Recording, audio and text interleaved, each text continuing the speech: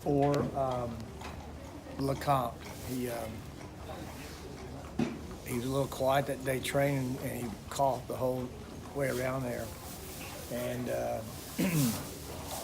came back and cooled out, and a little while later we took his temp, and it was on the rise, and full blood, and he definitely had an infection going on. So actually it came and went pretty quickly. I think he only missed 3 days of training. Obviously we had to start back a little light. Right. But he recovered very quickly. His blood work bounced back extremely quickly too.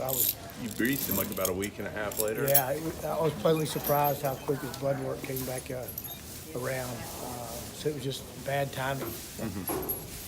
How much did it cost him, do you think, going into this race? It cost us some because, like I said, we got to ease back into it a little bit. We had him really, really ready before that, and we missed a little bit, but we were able to get back on track pretty quick.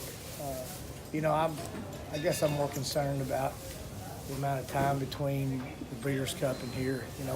We planned to get a race in the LeCompte and thought that was perfect timing, enough time to freshen him, but not lose too much conditioning, and everything had gone perfect into that. So now you look up and you're another month down the road in between races.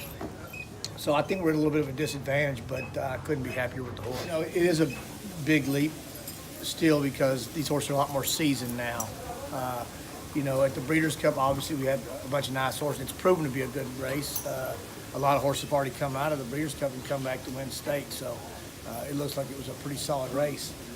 With that being said, like I said, it was a big jump from a maiden to the Breeders' Cup, but the horse had a little bit less seasoning then. So now we're facing horses in the Risen Star that have had a few more races. His training down here over the winter has been just spot on. Everything's been great. Like I said, except for that one weekend that he got sick. Going into the Breeders' Cup, what were your thoughts? We were kind of on the fence for a while, on the bubble of getting in. One of the reasons we went on with the Breeders' Cup is this horse had showed us quite a bit of talent early on. He was pretty unlucky in the first couple of his races. He probably should have won. He was made a race earlier, and I'd had a schedule already kind of set up for him. So he had kind of got wiped out, almost put over the rail in the race before he broke his maiden. So we already felt like that he was that caliber, and we also felt like he had quite a bit of seasoning in a few races. It might take twice as many races to get the amount of seasoning he got in those few, just because a lot of things went wrong. And he was able to overcome it. He took it fine and continued to move forward. And that's what gave us the confidence to go ahead and try the Breeders' Cup. And going to the Breeders' Cup, we felt like there was one standout in Bob's horse, and the rest of them looked kind of similar. And so we decided to take the shot. And I think that's kind of the way it ended up. He gave us a pretty good thrill at the 3/8 pole. We were pretty happy with the race overall. We know there's a lot of ground to make up between him and the winner, but that's what everybody's looking for this time of year, is improving horses. So we think he's on the improve, and hopefully he'll be good enough. Ellis has become a great option for us. Now they've got a little more money to run at. We can stay home and develop some of these younger horses and don't have to take them and put them up, ship them around to, say, Saratoga or something.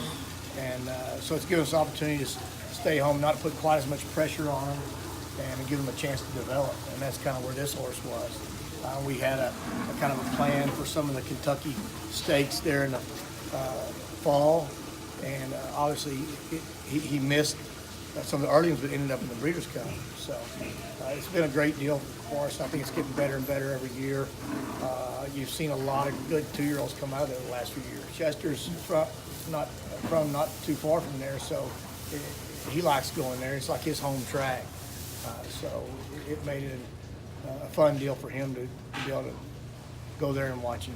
Just the idea of having a 3-year-old at this point that is on the prep race campaign for the Kentucky Derby. Yeah, that's something we really never had as a top 3-year-old this time of year. So it's nice to have. It's exciting. Chester and I talk about it regularly. We hope he's that horse. He's going to have to continue to improve and get better. And if he is that horse, we'll be ecstatic and happy to go along for the ride. If he's not, we're hopefully hoping we can avoid Derby fever and go in the right direction.